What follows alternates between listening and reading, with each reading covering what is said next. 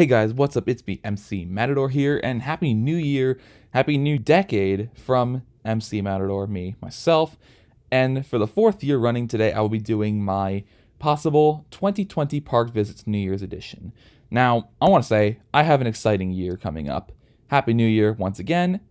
I will continue the long-running tradition where I disclose my plans for the spring, summer, possibly fall 2020, most of the summer.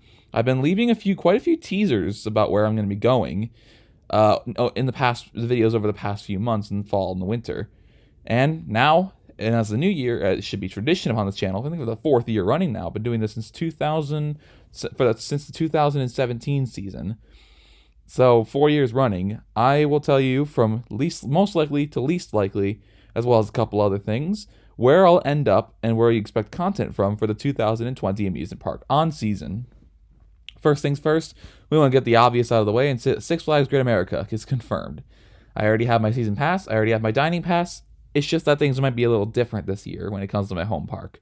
At this point, you should be worried if I don't confirm my home park for these kinds of videos. I'm pretty sure it's been almost like a running joke every year. So I do think this year will be different because it's the first time I'm going to have to deal with Great America on a collegiate schedule. So even before I get to the park for the first time, which I believe opening weekend is the second to last weekend of April or the last weekend of April or something, I have to deal with finals, and my education comes before opening weekend, especially if I got to be fighting off crowds while I'm there. So I'm basically not available to go to the park until May 8th unless I make specific reservations or I'm that desperate. May 8th is my final day of school, got to move out of my dorm for the summer, and then every operating day after that until mid-August when I go back to university for my sophomore year is fair game. Of course, I also might have a harder time even getting to the park as my mother, who used to work out in the Gurnee area, recently changed jobs to become further west. So she's closer to my place more so than Great America because I'm about an hour west of the park. So I think that it might be a little harder getting to the park as it used to because she used to be my major ride. She just dropped me off for a day, let me run free, and then pick me up after her shift. But now it's not happening much anymore. I might end up going less, or I got to get creative. Hey, lo and behold, I might actually have to pay for my own money to get to those parks. Because I want to go as often as possible, but unfortunately some situations might just bar it. Moving on, we have the first of the parks in planning for 2020. We have a very good chance of going to my number one bucket list park, Six Flags Great Adventure. Yes, this is actually my number one bucket list park in the United States. More so than I've already visited a good share of the majority of American major amusement parks, and I've been to other major rides, and Great Adventure is probably the largest park I have yet to visit. I have plans to go make an entire swing around New England and Mid-Atlantic because I have my relatives who live in Boston, the same ones I went to Six Flags in New England and Canopy Lake with. Their daughter is graduating high school and with high honors, and we have seized the opportunity to drive up to Boston to see this instead of flying. And we're not flying because there will likely be at least 5 of us on this ordeal. So we're going to be driving just all the way down Interstate 90 to the East End. And after the whole graduation ordeal, I am very excited to announce that I have a lot of plans at the moment to try and spend a day, maybe 2, at Six Flags Great Adventure in Jackson, New Jersey. I am absolutely stoked to go to this park. But yet I'm kind of nervous as well because there's some really volatile rides there. El Toro is, of course, Intamin, and it can break down, but it's also one of the best coasters in the United States. King Ka, the other strata coaster in the world, and I really want to ride that, especially since I'm gonna I've seen it on Travel Channel very, very often, and the New Jersey Devil RMC Raptor coaster. I really hope that's even open because Six Flags, especially in 2019, decided that they don't want to open rides on time. Max Force and West Coast Racers were looking at you in particular. But if Jersey Devil opens on time, I would really enjoy riding that, as well as the other really good both supporting coasters like the last Superman clone, Bizarro, or Nitro. So Great Adventure is going to have a lot of stuff to do. I'm really excited to get there. This whole East Coast swing with the Great Adventure will be happening in early June. So I'll be out of school. My younger brother will be out of school. Most of Chicago, or most of the Chicago suburbs, will be out of school. So I'm very excited to go out to this place, see my family friend graduate, and go accomplish her dreams, and then go do some dreams of my own at Six Flags Great Adventure. Oh, and that's not the only park we're going to be doing. Because driving from Chicago to Boston in one day is a very tall order. So we decided to make a pit stop before the graduation at Six Flags Great Escape. Yes, I also plan on visiting the small, charming, yet neglected Six Flags Park. Just like my visit to Valley Fair, I jockeyed on the opportunity to go visit another park that very few have visited to bring home plenty of content from this place. I've always also had a soft spot for this park. I like the least amount of licensing they have. I like the originality. I like the whole theme and its bright history in upstate New York. And I'll finally be able to realize these sentimental feelings I have for the park. Some major things will include the rare Alpine bobsleds credit, as well as the hidden gem vintage wooden coaster Comet. So relocated from Crystal Beach in Toronto. I also do want to say that this is currently the plan. We've already started looking at hotels. Like, we found one that's like literally half a mile from the park entrance, and we can walk to it. So that's probably going to be the plan. But we do have another place if we decide that going to Queensbury instead of another park in New York, which would be more closer to the midway between Chicago and Boston, doesn't really or won't come to fruition. What can possibly replace this is Six Flags Darien Lake.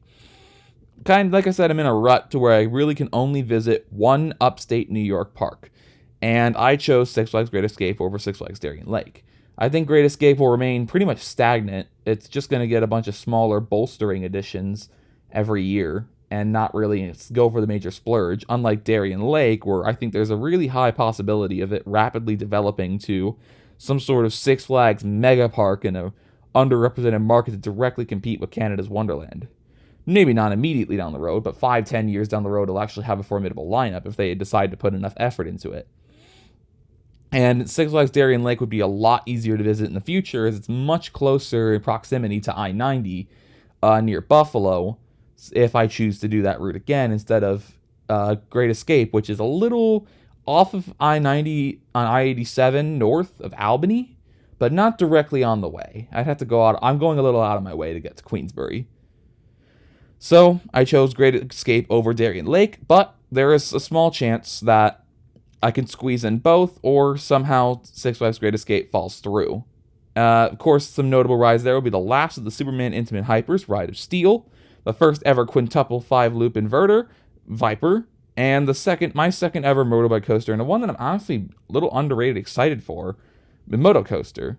It's not a star-studded lineup, and they have room to improve, especially if they ever decide to RMC Predator.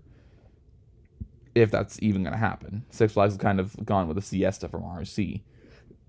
They aren't as aggressive with it as they were in the past, earlier last decade.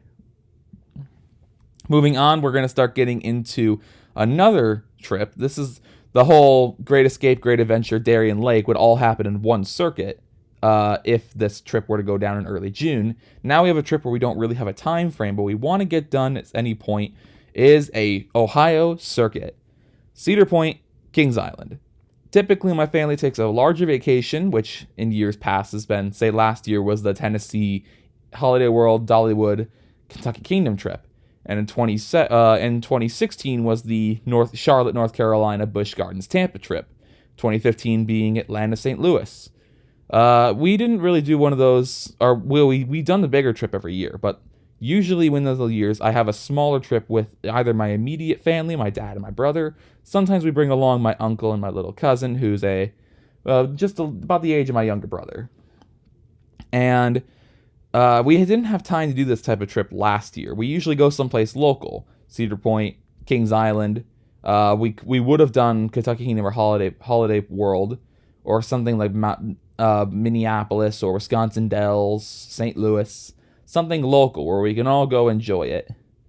And we didn't quite get to that last year. So for this year, since we've saved up a lot just by accumulating a coin jar of loose change over the course of like 18 months, 2 years, I plan to go visit with my brother, my younger cousin, the same crew as the other guys' road trips. We haven't done this since 2013, but I plan to go visit both of Ohio's premier parks in Cedar Point and Kings Island. Cedar Point will have nothing new, but I can bolster my ride lineups with more rides on Steel Vengeance, Maverick, Millennium Force, and Top Thrill Dragster, along with all their other higher tier rides. And with Kings Island on the southern end, I can ride Orion, which will be brand new for 2020, and get my re-rides on top 15 coasters in my lineup, such as Diamondback and Mystic Timbers. It would be a very fun trip, especially since I'd be able to spend it with the bros, more or less.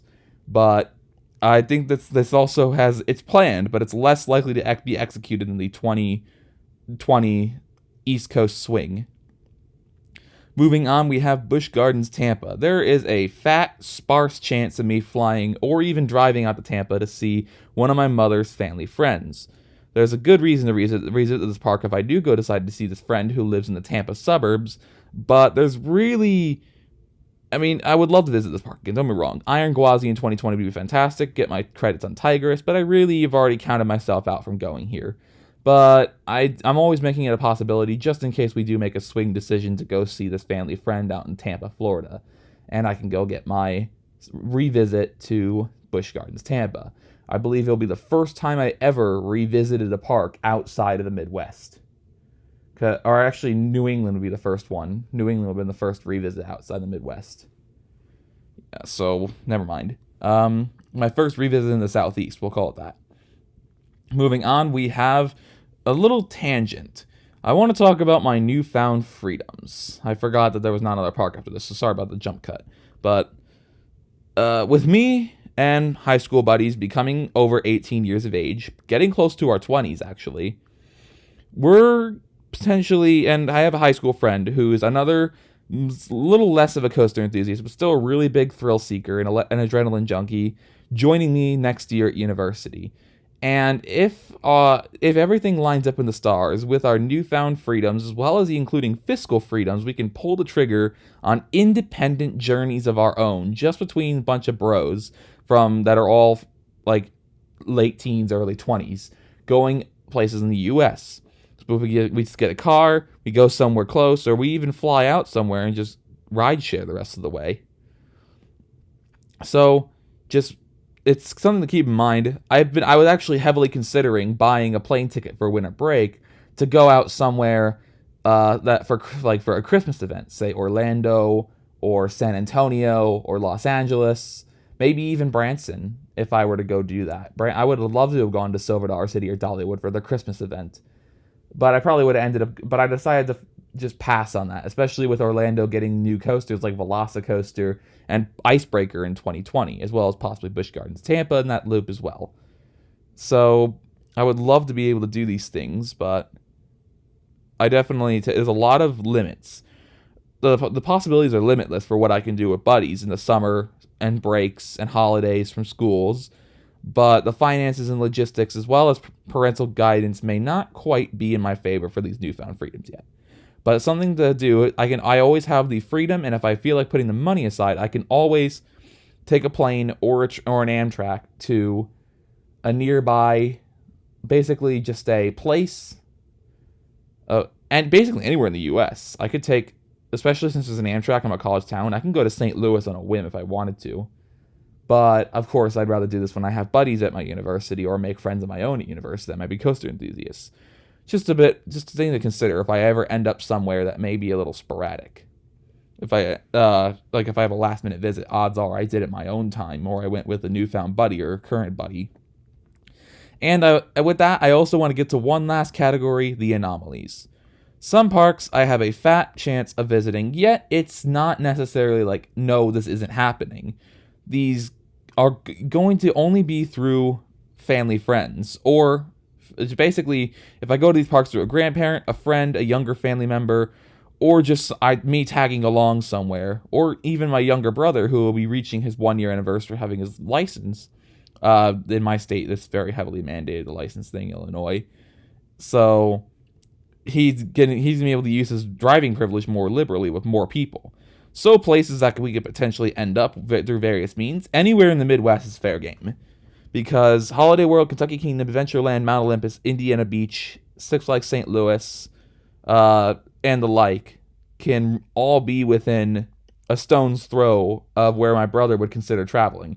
He's already expressed a lot of interest in potentially doing Holiday World pretty soon after his license reaches a year. He can drive, but I'll be old enough to get the hotels. So Holiday World would be a fantastic place to go if we so choose to do so, with buddies. And Six Flags America, Kings Dominion, Busch Gardens, Williamsburg, Coney Island could all be potential extensions to the East Coast swing. The major plans are to do Six Flags Great Escape and Six Flags Great Adventure, but Six Flags Darien Lake is already a major contemplation. But if we do have time at the end, we might be considering spending extra time in Washington, D.C. area, which I can use to go visit either Kings Dominion, Busch Gardens, Williamsburg, or Six Flags America.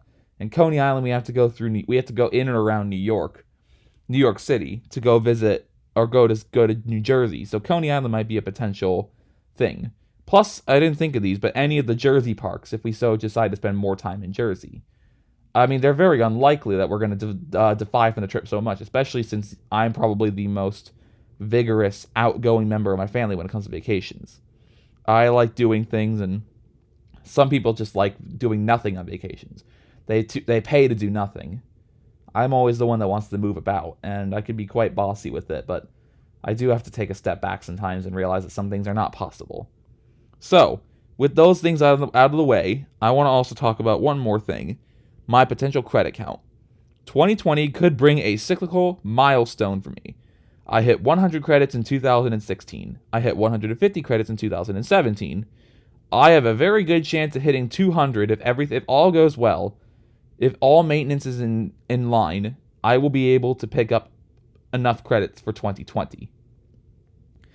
Even if Jersey Devil doesn't open on time, I can make Orion my 200th coaster. And I would love to cross that threshold this year. Even if I have to go to another park, like out on a whim, or credit hoard to do so. Like one thing on, say, Frankie's Mine Train, which is that Great Escape. But Six Flags Great Escape has 5 coasters: Boomerang, Alpine Bobsleds, Comet, Canyon Blaster, and Steam and Demon. Great Adventure has 11 if Jersey Devil does not open on time, say Memorial Day weekend, or 12 if Jersey Devil does open on time and is consistently running. Kings Island will just have the 1 credit, which will be Orion, unless I choose to pick up the Great Pumpkin Coaster credit, which I don't think I will. So I could be picking up potentially up to 18 credits if everything goes my way, just off the things I'm very likely to go to. Of course, I can earn more if I decide to do more things on my own in the future, if I go bums, or if more things pop up sporadically that I haven't planned for yet as of January 2020. But I'm very happy with where I am right now with these types of credits. And I would love to reach the fabled number 200. Crossing into 200 would be a fantastic thing for me to do, and I would love to do it. But I would understand that things don't work out. All in all, I just think that this is going to be a fantastic year. I'm really looking forward to 2020. Great Adventure is going to be the big fish, but I'm equally excited just to go to Great Escape and get some content, especially since I'll basically have the park all day to myself. I'll be there open to close if I so choose to. I gotta pray that the weather's good. I gotta pray that the maintenance gods are good to me. But other than that, I just got a fun-filled year ahead of me.